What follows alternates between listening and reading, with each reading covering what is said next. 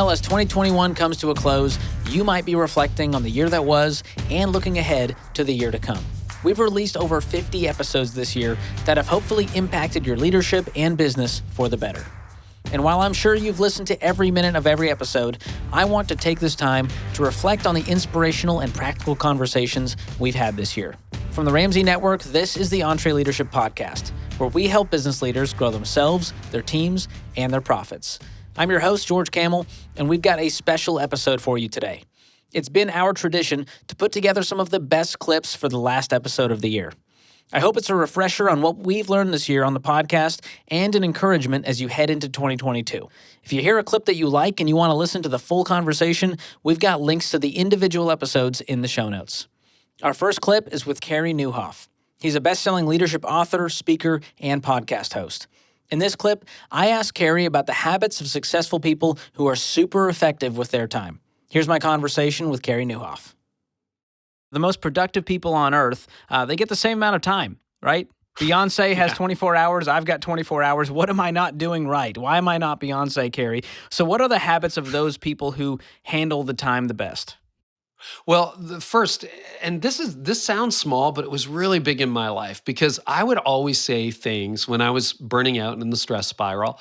It would be like, well, George, I just don't have time for that. I don't have time. I don't have time to go to the gym. I don't have time to answer that person's question. I don't have time to start a new project. I don't have time to write a book. I don't have time to launch a podcast. I don't have time for any of that. And then I had that realization that, oh my goodness, Carey, you've got the same amount of time as any other human being on planet Earth. And that was really sobering and initially really depressing because I'm like, I see these like hyper effective people and they don't get any more time. Like if I got promoted to the CEO of a Fortune 50 company, nobody says, here's an eighth day. Here's like 26 hours in a day, right? You got to figure it out.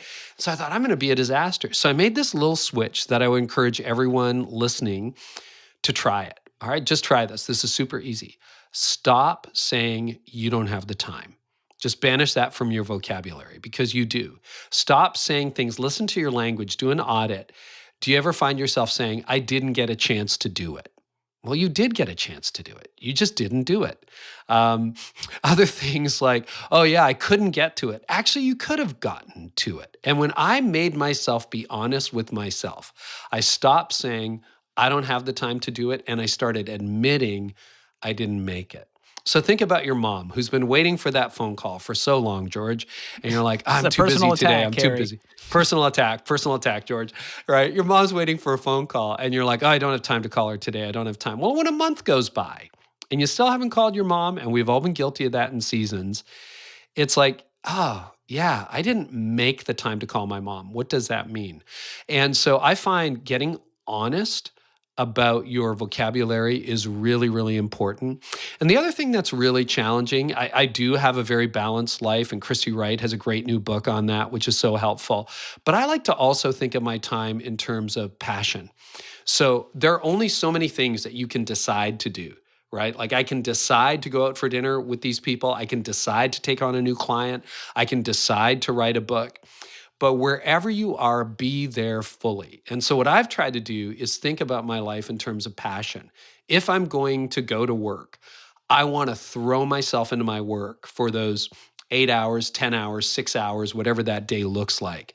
But if I'm going to go out on the boat, I don't want to be checking my phone and doing work and being half present with my family. So I want to, whatever I allow into my life, whatever I allow into my calendar, I want to do it with passion. And I found that to be so helpful. So don't lie to yourself. Stop, pretending you don't have the time, because you do. You have the time to work out. And as I've trained leaders, it's amazing. In the first chapter of the book, I have some success stories. And I think about this guy named John who said, you know what, I stopped making excuses and I went to the gym and I started eating clean. It takes a little bit longer than just popping a candy bar every time you're hungry, but he lost 70 pounds. And there was a mom of a newborn who said, I wanted to launch a podcast and I did. Now she's got a newborn. I don't know how she did that, but she did it because they stopped making excuses. They implemented these strategies we're talking about and they started to realize their dreams. Wow, that's powerful. To get to the point where you admit, I didn't make the time. And it puts the responsibility back on you, which, guess what, is leadership, right? Where you have to Yeah. take personal responsibility and go, well, if everything's just happening to me and I don't have the time, well, that's out of my control. But to own that is such a powerful place to be where you're in the driver's seat again.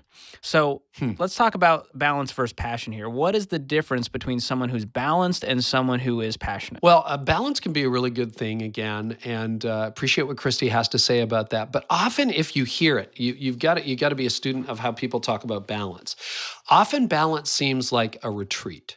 It seems like, okay, I'm going to do less work. I'm going to do less. I'm going to do less of everything. And I'm like, well, I kind of want my life to be about an advance. I don't want to be in retreat. So when I think about John Wesley is reported to have said, you know, the internet with quotes, but he's reported to have said, light yourself on fire with passion and people will come from miles to watch you burn. And I think there's something really true. Passion changes the world. Balance people rarely do. And so what I want to see is when I'm at work, when I'm in this, I'm not distracted. I'm not checking my phone. I'm not thinking about what I have to do this afternoon. I want to be locked in on this conversation. Do you know how many times, the real difference between what I see as a high capacity leader and an average leader is when you're in with a truly high performing leader, they have all the time in the world for you. They are totally focused in on you. They're not checking their phone. I've been with other leaders who literally have interviewed me and they're like answering texts while I'm answering a question. And I'm like, whoa, whoa, whoa, whoa, whoa. So I want to be fully present. And of course, the quality of your work increases when you do that. So if you're going to write, focus on writing. If you're really going to nurture this relationship with a customer, go there, listen to the customer, all distractions aside, be fully engaged, give them your full attention. And honestly, if you're going to take a nap, enjoy it, man. Don't feel guilty. Like go lie on the couch and sleep for 25 minutes, have a nap, get up feeling refreshed. If you're having a day off with your family at the beach, be at the beach. And if you want to get 8 hours of sleep at night, enjoy it, man. Like go and be passionate. And what I found I used to do was I was skimming over everything. Now, on the things I allow on my calendar, I want to do a deep dive. And maybe you've got too many clients. Wouldn't it be better instead of having 100 clients if you had 50 great ones that didn't complain as much, that, you could service a little bit better? And maybe, there's a landscaper that I work with, and he's been helping us at our house for a few years. And I remember he had a problem a couple of years ago and he was saying, yeah, these clients, they never want to pay me and everything. And then they're always complaining because I didn't do it quite right. And I said, why don't you just fire some of your clients? So now he has a handful of clients and they tend to pay a little bit better and they don't complain. And things have gotten better. And now he can throw himself into the work a lot better. So sometimes less is more. Seth Godin is up next. Seth is an entrepreneur, best-selling author of 20 books, and has been inducted into the Marketing Hall of Fame. I got to talk with Seth about the difference between direct marketing and brand marketing. In this clip, Seth lays out the number one rule when it comes to marketing. The first rule of branding here, keep your promises. That's a big one for small business owners out there. Why is it important to make promises and keep them as a brand? Okay, so there's trust and there's attention. And a lot of business people who think they have a marketing problem think they have an attention problem. How do I interrupt more people? How do I call people at home? How do I buy an email list? How do I spam the world? How do I put up a billboard? Those things are all about attention. Here's the deal. There's 7 billion people on Earth. If you end up with 7,000 customers, which by my math is 1 out of every million people, you are doing great, right? I'm doing fine and I maybe have 100 paying customers a year. 7,000 would be a lot. So what we need to focus on instead of attention is trust. The people who know you exist, do they trust you? Do they trust you to keep your promise? Do they trust you to solve their problem? So if you wake up in the middle of the night and the sink is overflowing, you only get one call to one plumber. It's like getting arrested, right? You get one phone call. Who are you going to call? You're going to call the person with the biggest ad in the yellow pages? Or you're going to call the people who have SEO, or you're going to call the plumber who every time you call them shows up and treats you fairly? Well, it's pretty obvious who you're going to call. So the hard work is to earn trust. Yeah, and that's something that we've been doing for 30 years now with Dave. He's so big on being a trust brand and EntreLeadership being a trust brand. And so when Dave says, go reach out to this person, people actually do it. I mean, 3 hours a day, he's offering advice on the show and people take it. And that's because they trust him. And a lot of companies struggle with this. They don't have a Dave Ramsey talking to customers 3 hours a day. So how can companies make those promises and keep that trust and not break it? Well, the first thing is they could have someone talking to customers 3 hours a day, except the customers don't want to hear from them. So that's the first problem. Make something customers want to hear about. Do something that is a service, not a hassle. You get to pick, you're the boss. And then the second thing is to be really specific about the promises. So let's say you make wedding cakes for a living. If your promise is, if you order a cake, we will make a cake. That's not much of a promise. That's not what the bride is thinking about when they are going out to spend $1,000 on a cake, right? What they are thinking about is, how will this make me feel? What they're thinking about is, how will this make my partner feel? How will this make my family feel? If you make a promise around those things and you keep that promise, then they're going to tell the others. And that is how things evolve, right? That's how you make magic going forward, is you have a very specific promise and you over-deliver on it, but it's not about the features, it's about the story.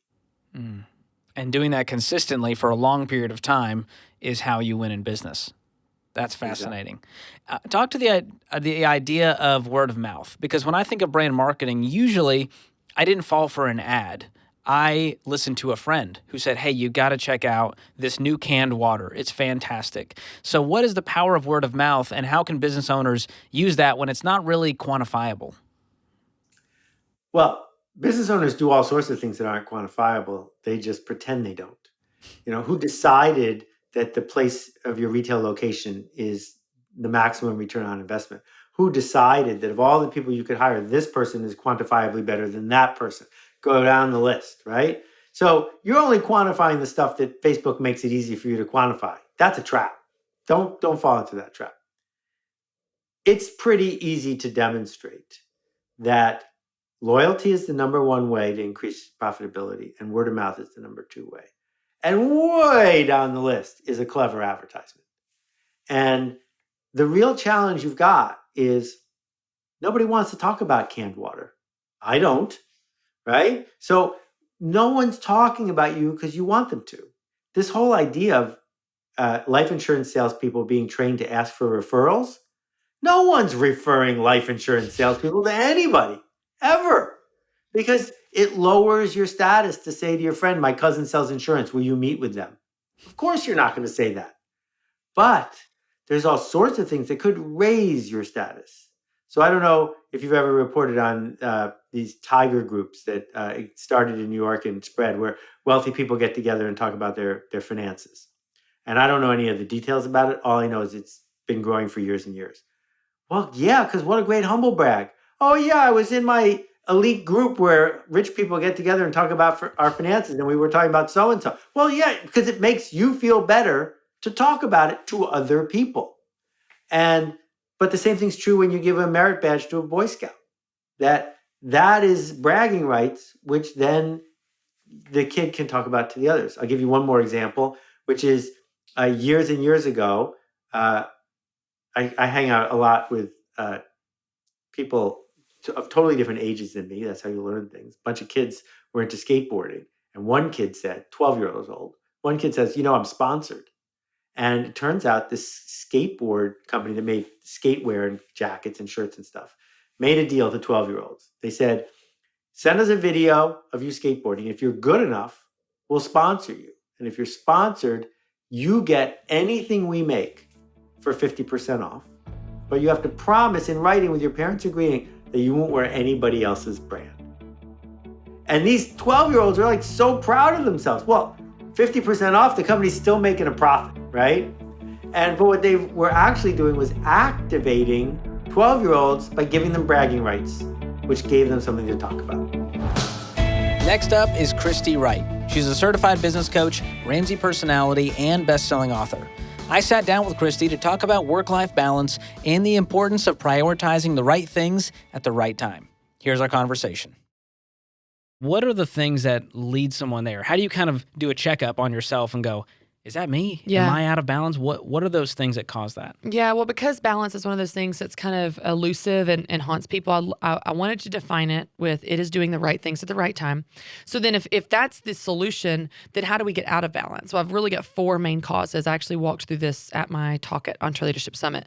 Doing too many things, not doing enough things, doing the wrong things, not doing the right things. So let's look at those really quickly. Doing too many things, this is when you are just overcommitted. Like you're rushing, you're exhausted, you have tried to cram too many things on your calendar. It's unrealistic. Of course, you're out of balance because you're trying to stretch your 24 hours more than it can be stretched. You said yes to everything. Too many things. Yeah, that's a very obvious common one. The second one, not doing enough things, I would be willing to bet that is exactly no one listening right now. But just in case there is, this might be someone. Let's just look at last year during the pandemic. People's calendars were cleared. At first, it was kind of fun, and then we got bored pretty quick. If you don't have outlets to pour into, you feel out of balance. Maybe someone in a new season of life as an empty nester, they find themselves with all this time, and they're kind of bored. They're like, what does this new season look like? So doing too many things or not enough things, doing the wrong things, it doesn't matter if you perfectly control your calendar. If you spend your time on things that are not important to you, that don't bring you joy, that are not life-giving or a priority, you're going to feel out of balance. Let's say, for example, someone works in a job that they hate. I hope you're not listening right now and you hate your business because it is your business. So you should love this thing that you spend so much time on. But let's just say someone doesn't love their business or love their job. You work way too hard and spend too much of your life doing something that you hate. So of course you're going to feel out of balance, even if you only work a perfect schedule, because a lot of those hours are going to something you don't enjoy. The same would be true for commitments, responsibilities, relationships that drain you. When you spend time on things that are not right for you, you feel out of balance. That one's got to hit a nerve because a lot of leaders are listening going, yeah, I probably should delegate that. And yes, the maintenance mode and the scheduling or whatever it is, it drains my day. It drains my energy. And, we partner with Belay, with all the virtual assistants out there to go, hey, you can actually offload that and get back to doing the things that matter. So I love how that connects to that kind of leadership and delegation to go, this isn't fun for me, and I can move this to someone who actually enjoys doing it and is great at it. So you make up a really good point here, because one of the things I unpack in the book is seasons. And so I used an example in the book of when I had my first child, Carter. I was talking to a friend, and she said, how is it? And I was like, it's so hard. And she said, well, it's hard because you're trying to do everything you did before. And what's interesting is I realized in that moment I had not adapted to my new season of forcing myself to cut things out because I now have a child to take care of. I think business leaders don't adapt to their new season. So they experience growth, for example, and they're still in the weeds trying to do the things they did when it was just them. They're still micromanaging, and they want to check every single web copy that's going out. They want to see every single sales call. They want to see every single number. You're not adapting to the new season that your business is in, and it's not going to be able to grow as long as you keep holding on to this old season and doing these things you used to do that served you at that time, but they're not serving you anymore. In fact, they're holding you back. So you make a great point, because when you're doing the wrong things, you're taking away time from being able to do the right things, like vision, strategy, the things that only you can do. So doing the wrong things will make you feel out of balance. And then lastly, not doing the right things. If you have things that are important to you and you don't spend time on them, whatever that is, it doesn't matter. If you don't spend time on them, you will feel out of balance, because there's a disconnect between what you care about and what you spend your time on. And it's this gap that makes you feel anxious and frustrated and exhausted, because you're like, this is my one life. I want to spend it on things that are important.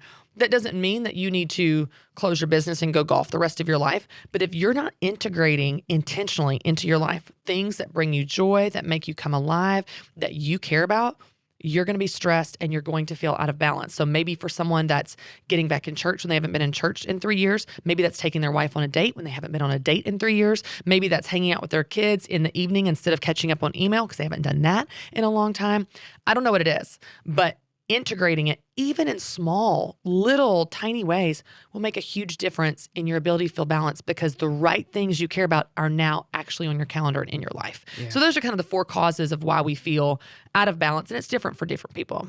Well, I'm so pumped about your new book, Take Back Your Time. Comes out September 14th. Yep, it's available for pre-sale now, but it'll be in people's hands September 14th. I can't wait for it. And in the book, you walk readers through this 5-step path to balance. Yep. If you're feeling out of balance, this is for you. And the first step you talk about is figure out what matters. So what do you mean by this, and how does someone listening figure out what's the most important to them? Sure. Well, if life balance is doing the right things at the right time, which I believe it is, then you need to know what the right things are.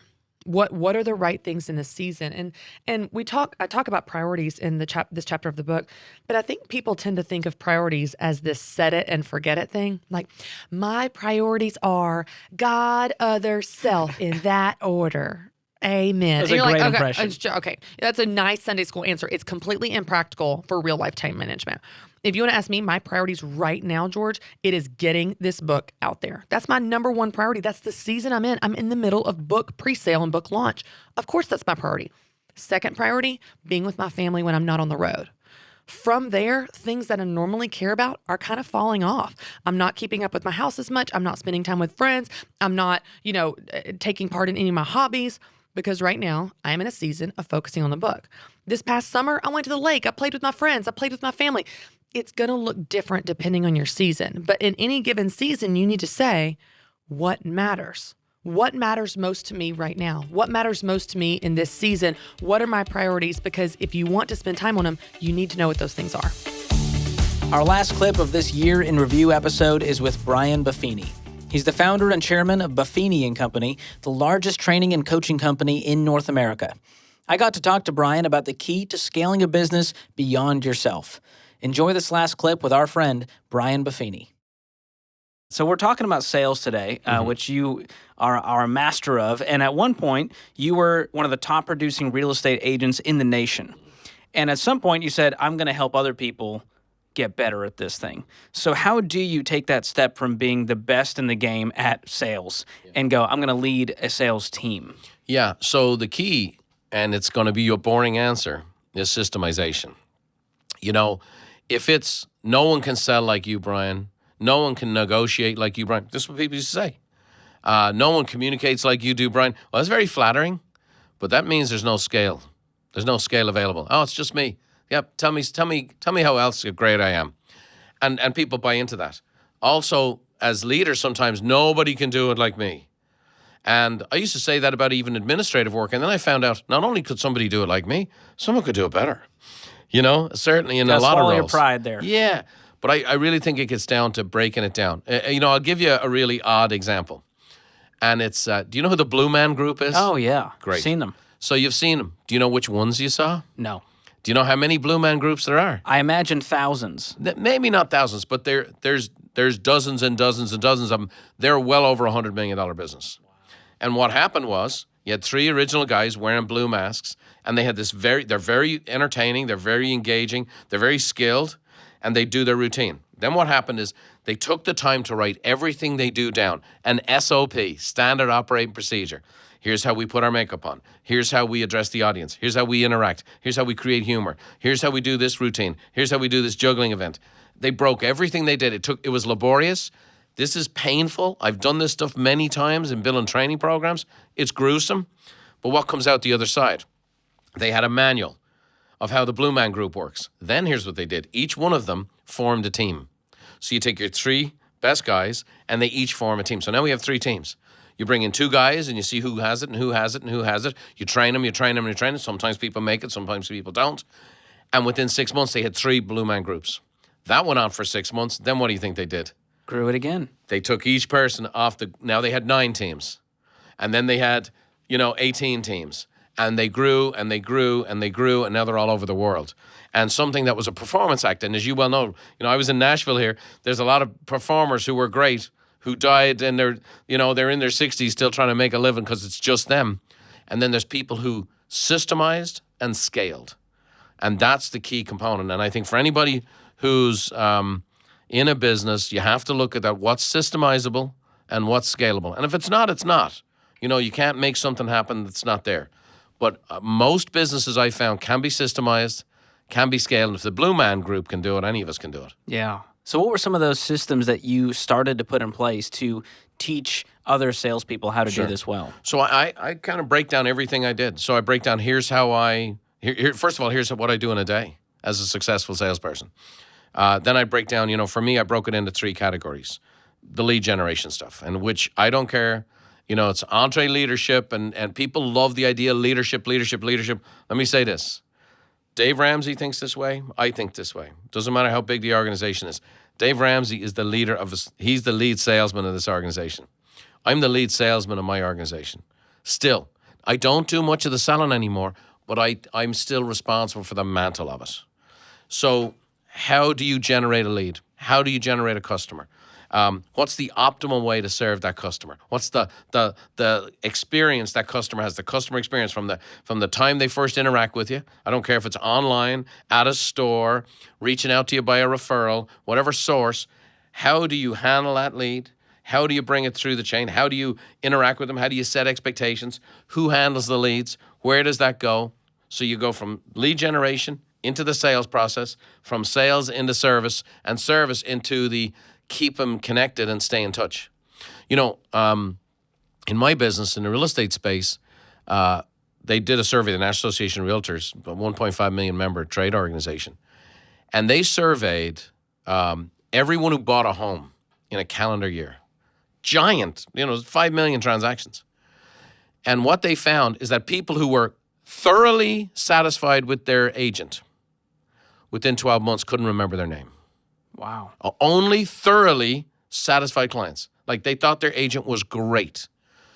Only 28%. So part of what I do is, the lead generation is to keep in touch with my customers, keep in touch with my past customers, right? So if someone sells a house, they might not be selling for 5 years. They may never sell. That doesn't mean they're not a great source of referrals. My best ever client actually never bought a house with me. But she was an advocate of mine, and I stayed in touch with her. So for me, what we develop is what we call items of value. So let's say, George, I sell you a home. Every month, for eternity, you're going to hear from me. And I'm going to send you information, cool stuff, like, hey, here's how to save money on taxes. Here's how to improve your credit score. Here's how to protect you and your family from identity theft. On top of that, I'd write personal notes. And so at least every 90 days, you just get a personal handwritten note. And you open up your mail. It's sometimes just nice to say, hey, George, how you doing? I would do a thing called pop buys, where my very best clients, I would go and see them, bring them a little gift. Okay, here it is. It's Halloween. Here's a little something for the kids, right? And I would do this. It's funny. Now, here's a great example. I remember I was delivering flowers for Mother's Day. And I'm talking about, I had hundreds of clients. So I'm going down the farmer's market, loading up an SUV with flowers. I come to the office. Now, this is a classic. And I won't mention this gal's name, but she walks up to me. She goes, Brian, I know you're an immigrant and whatever else, but in America, we have services that'll do this for you. They'll deliver the flowers for you. Now, this gal was selling about 6 homes a year. I was selling about 120 homes a year. Okay? And she's given me advice as the little immigrant. We have services here that can deliver for you. Because she didn't understand, I wanted to go see the people. Now, I was too busy to do it. But as the primary lead generator for my real estate business, even though I had a big team, I needed to go see the people, shake hands. I'm delivering flowers. And I did it. I'd go from 8 in the morning till 12, 4 or 5 days the week of Mother's Day. I'd see all these gals in my database. I'd go into offices. Now imagine walking in here to the company. I walk in the office, open bullpen, and next thing I might have 2 or 3 gals in there that are clients of mine. Next thing you know, I'm delivering flowers. Now these heads start popping up like moles. That guy? Like, who is that guy? And all the ladies start coming out of the cubicle. Who is this guy? Like, who is this guy? And he's our realtor. He's Brian. He does stuff like this all the time. And then they'd all look to the door because they're waiting for their realtor to come. And their realtor ain't showing up. And their realtor they might have been very happy with, but they're not going back to him. And here's the thing. I was top of mind. So when I'm letting them out, just so you know, and I didn't high pressure, but I'd say, George, just so you know, I'm never too busy for your referrals. And I got referral after referral after referral after referral, 35 to 40 referrals a month as a sales agent. So I systemized what I said, what I did, how I did it. And I taught it to my team. That team became so successful that then I would be asked to speak at conferences because I had very low advertising expenses and very high margins. I had a very high average sales price. And so, you're 26 years of age and you're making $1 million a year in real estate in the early 90s. They're like, well, how are you doing this? So then I would start sharing, and I found out I could share, the systems from stage. And then people say, okay, no, but I want the systems. So then the very systems I trained my own team on, I then packaged and trained for people at the events. And that then led to what's now Buffini and Company, which, 1 out of every 8 homes in America sold through our training and coaching. 1 out of every 7 in Canada. You get your license in South Africa, you're going to go through the Buffini training program. And it's all over the Czechoslovakia, you name it. We're in 41 countries. So it started by me systemizing what I did for my team. And then because I systemized it in such detail, the team did well. And then I was able to teach other people. So there's it led to double opportunity for me. Yeah, and it takes a level of humility to go, hey, I may be the best salesperson here, but I've got to kind of unpack my secrets so that other people can do this and so that our company can grow. Yeah, and here's what I found. Most secrets are just skills, and all skills can be learned. There's gifts. Some people are more gifted than others, right? But all skills can be learned. And so what I found was a lot of the stuff I did kind of naturally was actually a skill. And then when I layered it out for people, you realize that people can be trained skills, people can be improved in skills, and people can be measured in their skill development. And so that's hopeful for everybody. Like for example, there are people, and we've had them, you guys have had them. I have clients that are not very good with money naturally, who can become extremely skilled with money. All right? You learn how to budget. You learn how to, create the surplus. You learn how to invest. You set the structures in place. And the next thing you know, someone who naturally was bad with money as a person becomes good because they've developed the skills and the structures to keep them on track. And that's hope for everybody. That's hope for all the people who are listening, all the people who go to your conferences, all the people involved in your programs. You can get better. You can develop. You can be better. And I think as an entrepreneur, it's the lifeblood of entrepreneurship is to grow. As we've reflected over the past year and some of our best episodes of 2021, you may be thinking of areas you want to learn about and grow in for 2022. You've heard the quote, leaders are readers, and you might be trying to figure out what books will be worth your time as you start 2022. So to help you out with that, we created the EntreLeadership Reading Guide, a curated list of the top books from leaders and authors that we trust to help you get to the next level in your business. To make it easy for you to navigate, we've broken them out into topics so you can find the best book for what you're wanting to learn. To get the EntreLeadership Reading Guide, just click the link in the show notes. Hope you enjoyed today's episode of the show. If you did, leave us a review and subscribe so you don't miss the next one. And we want to hear what you think of the show, what you like, what you don't like, and what we could do better. Give us your feedback by clicking the link in the show notes to schedule a call with Tim, our producer. If you want to keep up with us on social media, you can follow us at EntreLeadership. This episode was produced by Tim Hull, edited by Jacob Harrison and Bob Borquez, and mixed and mastered by Will Rudder. I'm your host, George Camel, and on behalf of the entire EntreLeadership team, thanks for listening and Happy New Year. Until next time, keep learning and keep leading.